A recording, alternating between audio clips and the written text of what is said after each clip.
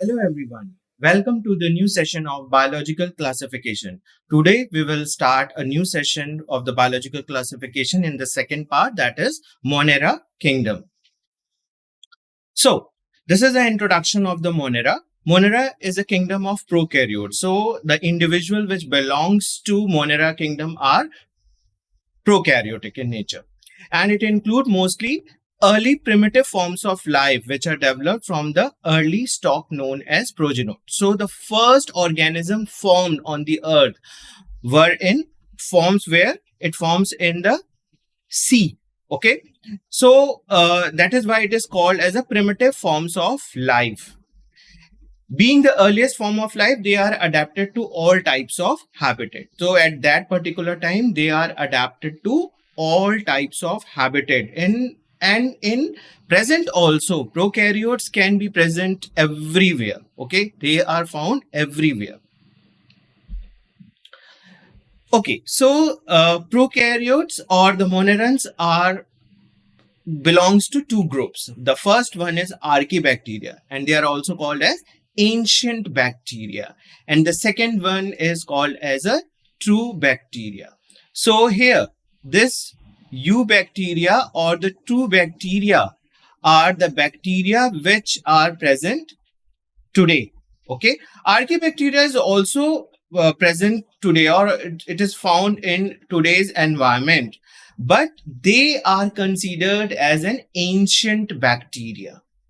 Why ancient bacteria? Because their structures are totally different from the true bacteria. This we will study later. Now the eubacteria is again further divided into two types, that is the uh, bacteria and cyanobacteria. Okay. Okay. So archaebacteria. They are the group of most primitive prokaryotes which are believed to have evolved immediately after the evolution of the first life. So the first life were not like the bacteria which are found today. They were a very simpler type of organism. Okay. So they are characterized by the absence of peptidoglycan in their wall. In generally, the peptidoglycan are present in the wall of the bacteria, but here it is totally absent. Instead, their wall contain protein and non-cellulosic polysaccharide. So this is the major difference between the bacteria, normal bacteria and archaebacteria. Okay, so they live under extremely hostile condition where no other organism can dare subsist. It means this particular or archaebacteria lives in a very harsh condition. Harsh condition means like salt pans, salt marsh, hot sulfur springs, in which the normal bacteria cannot survive. So these archaebacteria again are of three major types. That is, the first one is methanogen, halophiles, and thermoacidophiles. So let us see one by one their characteristic. Methanogens. They are strict anaerobes. They are anaerobics in nature. Anaerobic means they do not require oxygen for their respiration process. Okay. They occur in marshy areas where they can convert formic acid and carbon dioxide into methane. So that is why uh, wherever you go, where the marsh places is there, so there you can smell methane gas. And how the methane gas is coming out? Why it is coming out? Because there is a fermentation process taking place. Formic acid and carbon dioxide, it is converted into methane. And some archaebacteria are also found in the ruminants. What are ruminants? There are some animals which are called as ruminant animals like cows and buffaloes. Cows and buffaloes. So what they do? These bacteria live as a symbiont in the intestine of these ruminant animals, and they convert the cellulose, which is undigestible in these ruminant animal. They ferment those cellulose into methane. Okay, so this methanobacterium is very important, and they convert the cellulose into methane in the ruminant animals intestine. Next is mycoplasma. Though mycoplasma is quite different from the bacteria, but they are also a type of bacteria. Mycoplasma, or the molecules, are the simplest and smallest of the free living prokaryotes. They are very simpler type of prokaryotes, and they also possesses one envelope system. Okay, what is one envelope system? We will study later about it. That bacteria contain an envelope system, and that envelope system consists of the outer layer, that is glycocalyx, cell wall, and cell membrane. These three constitutively called as one envelope system. Okay, so here, like other prokaryote, they also possess one envelope system. Cell wall is absent here. Cell wall is not present. They lack organized nucleus and cell organelles. So, like other prokaryotes, they do not possess the organized nucleus. Instead, nucleoid is there, and the other cell membrane bound organelles are also absent. So this is also like other prokaryotes. They are heterotrophic in nutrition. They follow heterotrophic mode of nutrition. Some live as a saprophytes, but majority of them are parasitic to the plants and animals. So mycoplasma causes some of the diseases in plants and animals. So this is the very important, and mycoplasma can change its shape. Okay, the change in shape because the cell wall is absent. So that is why it is called as Joker of the plant kingdom. The next is halophiles. This is also a type of archaebacteria. They are found in the salt-rich substrata like salt pans, salt beds, and salt marshes. Examples are Halobacterium and Halococcus. They are able to live under high salt condition due to the four reasons. So, high salt condition, how they bear such a harsh environment. This is because of the four reasons. Though the first one is the presence of special lipid in the cell membrane. So generally, the cell membrane do possesses a lipid bilayer, but here the lipid is of special type that helps it to withstand in such a salt area, to survive in a salt area. Occurrence of mucilage covering. So this is also very important, mucilage covering. So salt cannot enter inside this mucilage. So it gives protection to the cell. Absence of sap vacuole. So generally the sap vacuole contain lot of water in it. So that sap vacuole is absent here. And high internal salt content. This is also very important. High salt content means no salt can enter inside the body of this halophiles. So that is why, due to these four reasons, they can withstand or they can survive in such an acidic or such an salt condition. Salt conditions like salt pans, salt beds, or salt marshes area. Okay. So thermoacidophile, this is the third type of archaebacteria. Now this archaebacteria can tolerate high temperature as well as high acidity. So this is very, very important that this archaebacteria can withstand with the high temperature and high acidity. High acidity.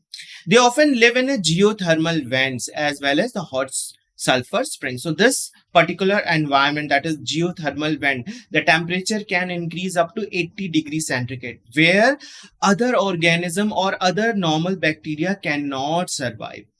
And its pH is low as 2. So that is very acidic in nature. Okay, so some of the examples of thermoacidophiles are thermoplasma and thermoproteus. So due to the following reason, they are able to live under a high temperature and high acidic condition. What are those? Branch chain lipid in the cell membrane. Now this is very important. Why they are able to tolerate such a high temperature and high acidic condition? Because the lipid is not normal like the other in bacteria. This lipid chain is branched and presence of resistant enzymes. So these two characteristics help the bacteria, thermoacidophile bacteria, to live under high temperature and high acidic conditions. Now this is a true bacteria. True bacteria, there are two examples, normal bacteria and a cyanobacteria. So they are the blue-green algae present in the fresh water, seawater, salt marshes, most of the rock. Even they are found on the tree trunk and sometime in the frozen water also.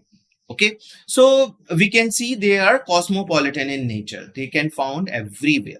Okay, they are photosynthetic prokaryotes in which food is stored in the form of cyanophycean starch. This is very important, that their food is stored in the form of cyanophycean starch, and lipid globules and protein granules are also found in the cytoplasm. So here we can see a nostoc, which is a filamentous form of cyanobacteria, and mucilaginous sheath can be seen in the figure, that the whole filament is covered with the mucilaginous sheath, and the two cells which is called as heterocyst here. Now you can see here heterocyst. These cells are somewhat different from the normal cells. So we will study later that what are these cells meant for. Cyanobacteria, also referred to as blue-green algae, and have chlorophyll similar to the green plants. So normal, we are having two types of chlorophyll, chlorophyll A and B. So that is found in this blue-green algae also, or a cyanobacteria. Cell structure is a typically of prokaryotic. Prokaryotic cell structure is, that is, membrane-bound organelles are totally absent. Nucleus is not found. Instead, nucleoid is present. Nucleus content is dispersed in the cytoplasm, and no membrane-bound nuclear membrane is there. So that is why it is called as nucleoid. Okay. So this type of cell structure cyanobacteria also bear. Some of these organisms can fix atmospheric nitrogen in a specialized cells called heterocyst. Now here comes, this cell is modified or specialized, and they help in organism to fix atmospheric nitrogen. So nostoc and Anabaena are involved in fixation of atmospheric nitrogen. Carbohydrate reserve food material is a specialized starch known as cyanophycean starch. Okay, so they can perform photosynthesis because they contain chlorophyll. Now the photosynthetic the product of photosynthesis is glucose. So when it is stored in a form of a starch, that particular starch is called as cyanophycean starch. Some examples of cyanobacteria are nostoc, Anabaena, oscillatoria, and spirulina. So these are some of the examples of cyanobacteria. Okay, so let us talk about the structure of bacterial cell. Bacterial cell are not uniform in structure. There are different types of structure can be seen in a bacteria. Some bacteria are spherical in shape, some are rod in shape, some are comma-like in shape, and some are coiled or a spring shape in structure. Okay, so let us see the different shape of bacterial cell. Coccus, spherical or ovoid in outline. So here in the first diagram, you can see the coccus shape of bacteria, spherical in shape. Okay, The second one is bacilli. Bacillus, straight or cylindrical rod shape. So here the bacteria are rod shape. Here you can see their shape is rod like. Spirillum. This is spiral ring, or you can see the spring like structure here. Okay. So bacteria are called like a corkscrew. Comma shaped bacteria, like you put commas in, okay. You put commas, right? So the shape is like comma of Vibrio bacteria. Structure of bacterial cell. Now here, this is a very generalized structure of a typical bacteria. Here you can see cell wall, plasma membrane, and capsule structure. So these three structure constitute cell envelope. We have already discussed about the cell envelope. Later we will study it in more detail. So cell envelope is made up of capsule, cell wall, and plasma membrane. So capsule is a modified form of glycocalyx. We will study later. Now mesosome here. Mesosome is a centrally placed circular DNA. That is the main chromosome of this bacteria. Beside this, some circular DNA are also present, which is called as plasmid. They contain one or two genes, but that particular plasmids are very, very important. That this is also we will study later. So they can bear flagella or they cannot bear flagella. Some bacteria bear flagella and some bacteria may not bear it. But if they bear flagella, it helps in locomotion. Ribosomes is present, cytoplasm. The ribosomes are present in cytoplasm, and pili-like structures are also found in the case of bacteria. So let us study the biological structure in detail now. So what are the components of bacterial cell? The bacterial cell consists of cell envelope. We have already talked about the cell envelope. Cell envelope consists of three components: glycocalyx, cell wall, and cell membrane. So it is made up of three components. What are the three components? The first one is glycocalyx, second is cell wall, and the third one is normal cell membrane. So these three constitutively called as cell envelope. Now, the outermost, that is glycocalyx. Glycocalyx is the outermost mucilaginous layer. The cell consists of non-cellulosic polysaccharide with or without protein. So sometimes protein is present beside polysaccharide and sometimes protein is absent also. Now this glycocalyx are present in two forms. Sometimes it is present in a slime layer form and sometimes it is present in a capsule form. So slime layer, that is a loose sheath.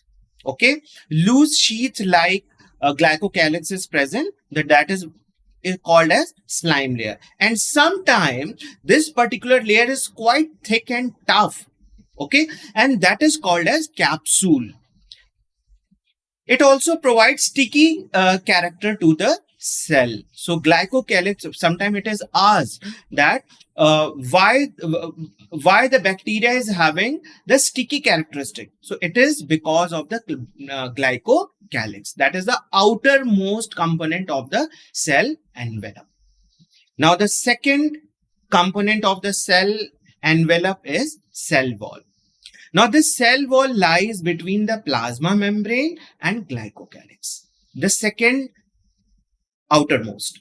Cell wall is made up of polysaccharide and amino acid. Now here the cell wall is quite different from the normal plant cell wall. They bear polysaccharide and amino acid. This polysaccharide is not present as in case of the normal plant cell. Peptidoglycan make up the rigid portion of the cell wall and it's called murine, and it is made up of N-acetyl glucosamine and N-acetylmuramic acid. So this is also very important. Sometimes it may be asked in the examination. So in short, you can remember it in as a N-acetylglucosamine, that is NAG, NAG, and N-acetylmuramic acid, that is NAM. Plasma membrane. Bacterial plasma membrane is a typical membrane, and it is like the other plasma membrane of a cell. It is made up of phospholipid bilayer and various protein. The protein can be intrinsic, extrinsic, or a transmembrane form of protein. So this is all about the cell envelope. So again, cell envelope constitute three things. The outermost glycocalyx. Now glycocalyx may be of two types. That can be slime layer, or that can be of capsular form. The second component is cell wall, and the third and the innermost is plasma membrane. Okay, the other component of the bacterial cell, if we move inside the cell envelope, then there is a presence of cytoplasm. Now this cytoplasm is crystallocolloid complex that forms the protoplasm excluding the nucleoid. Okay, so if you exclude the nucleoid, then it is called as protoplasm. Membrane bound cell organelles are absent. Now this is very, very important. No membrane bound cell organelles are present as in case of eukaryotes. Okay, cytoplasmic streaming is absent in case of bacterial cell. This is also very important. What is cytoplasmic streaming?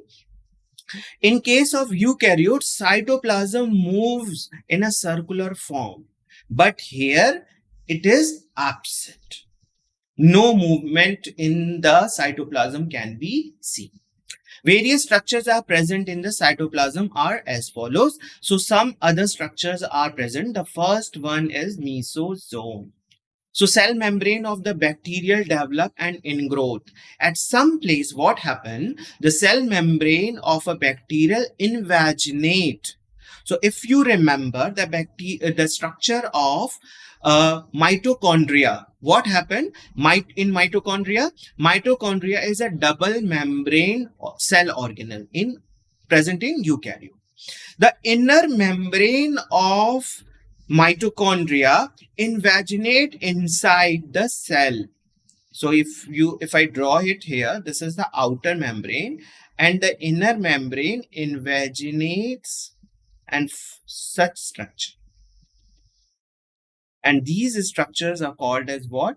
Cristae, if you remember.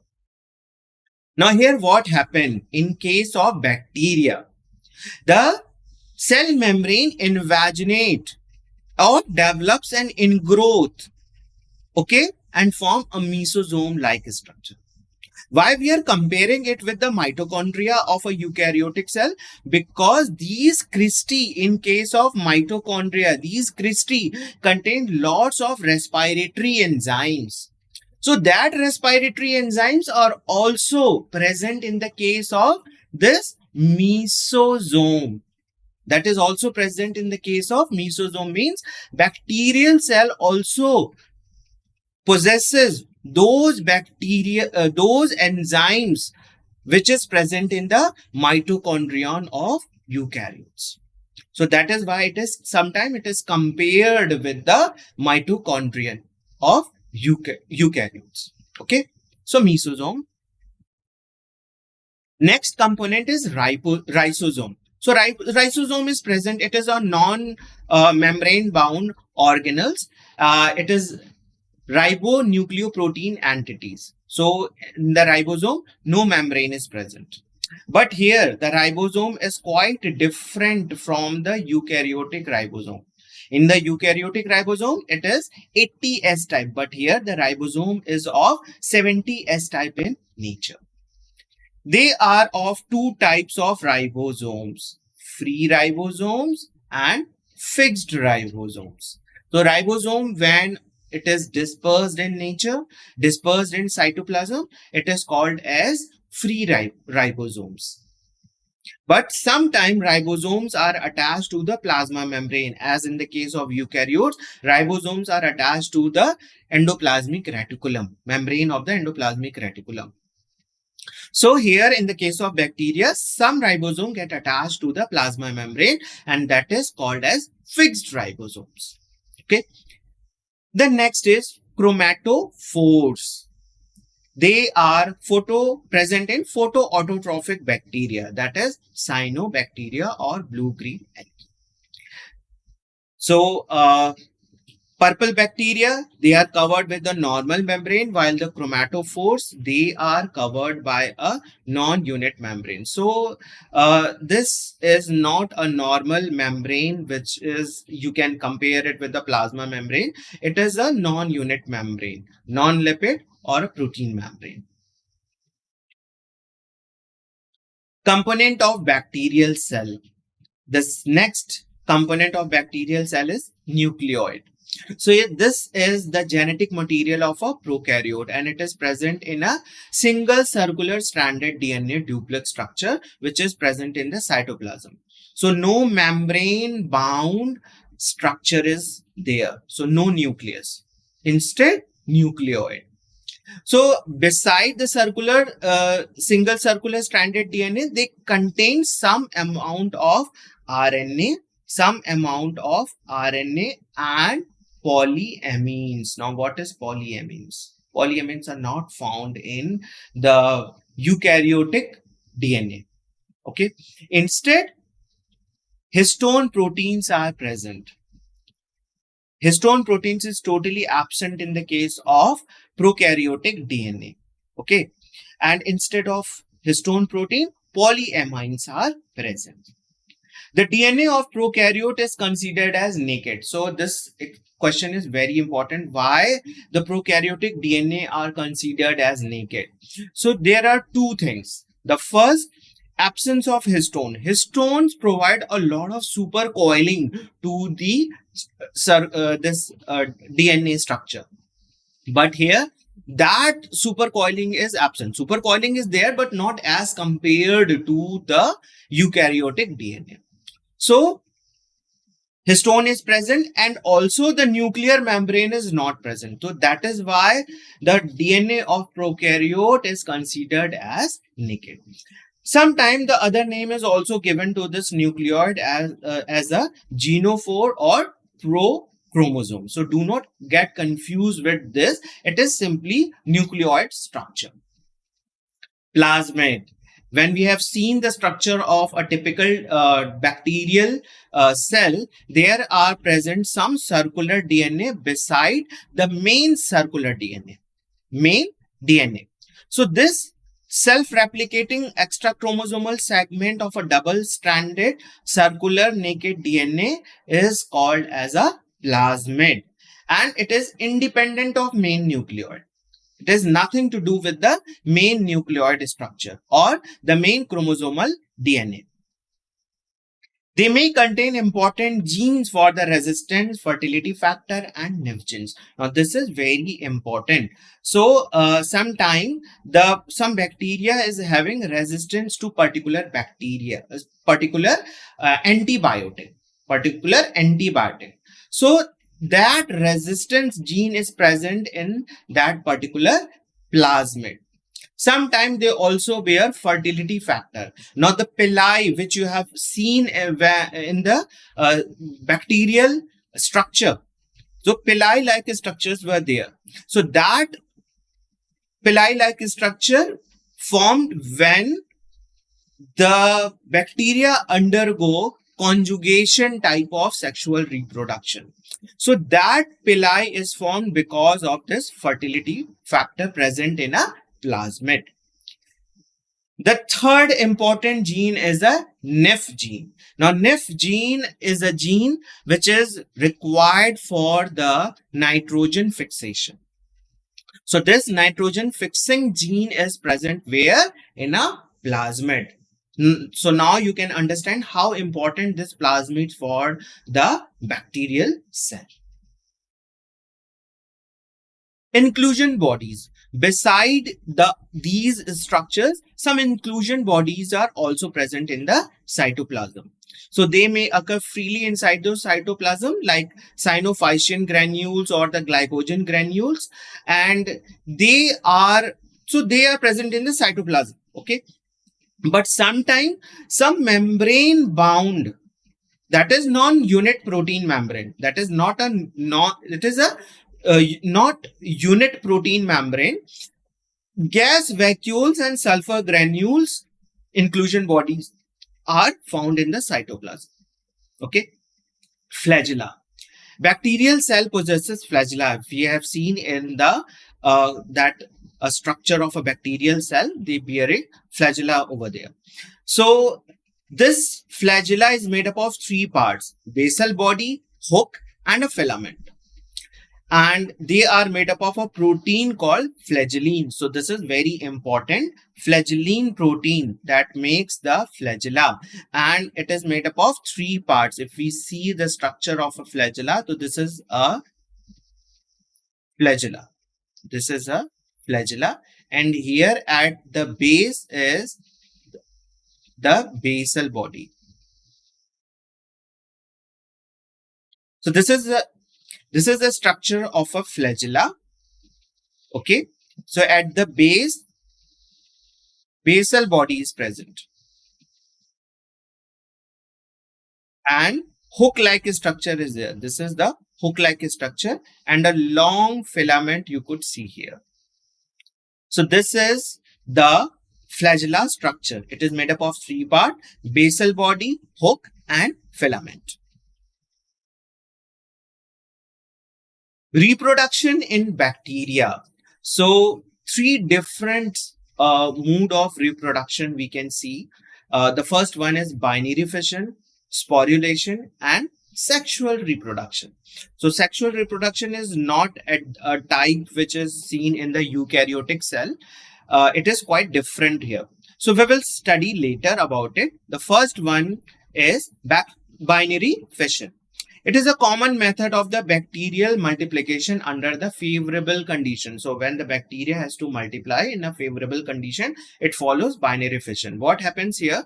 The karyokinesis part occur. In karyokinesis, the nucleus divide into two nucleus. Here the nucleus is not present, instead nucleoid. So nucleoid is made up of a circular DNA. So that circular DNA replicate and make a copy of it, and it is divided into two parts. Okay, so nucleoid divide, and here you can see in the second step. In the second step here, invagination of the cell wall and membrane started, and the transverse septum-like structure is there. And when this septum reaches, transverse septum reaches to a complete level, then the cell divide into two daughter cells. So in this way, binary fission occur in bacteria. Okay. Now, one very important part is that the prokaryotes does not involve the formation of spindle fibers. In case of eukaryotes, the DNA structure divides into small fragments, and those fragments are called as chromosomes. Now the chromosomes divide and move to the opposite poles. So there at that particular time, they require the spindle fibers, but here no formation or no requirement of spindle fiber is there, because there is a single circular DNA. Sporulation. Now this is again a type of asexual reproduction, and this occur in unfavorable condition. The condition is not favorable for the bacteria. So it do what? It secrete a wall around its cellular structure. And bacteria produce several types of spores that could be in a form of gonidia. Okay, that could be in form of gonidia, endospores, or cysts, but these are all a type of sporulation process, and this occur in unfavorable condition. The next is sexual reproduction. A typical sexual reproduction is absent in bacteria. Why it is absent? Because absence of meiosis and gamete formation. So meiosis is a type of cell division, and it occurs when gamete formation takes place. So here no gamete formation is found in case of bacteria.